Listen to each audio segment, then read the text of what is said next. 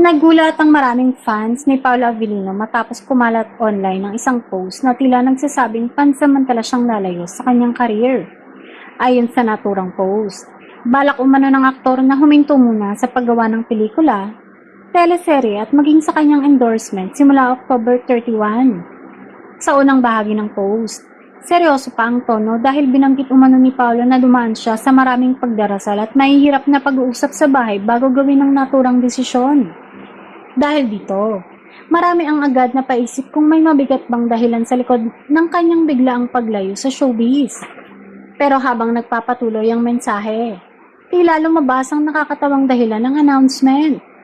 Binanggit kasi sa post ang inaabang paglabas ng GTA 6 at maging ang bagong update ng Path of Exile 2. Dahilan para isipin ng marami na biro lamang ang buong pahayag.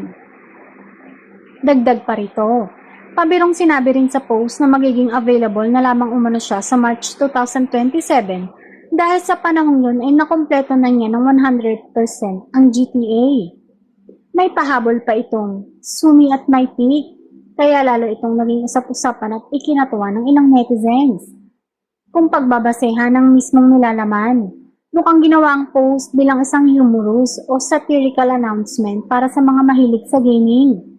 Gayunpaman, dahil mabilis kumalat ang screenshot sa social media, may ilan ding fans na maaring unang naniwala na totoong magpapahinga ng matagal si Paolo mula sa entertainment industry at nagsasabi na konektado ito sa gaming ng aktor.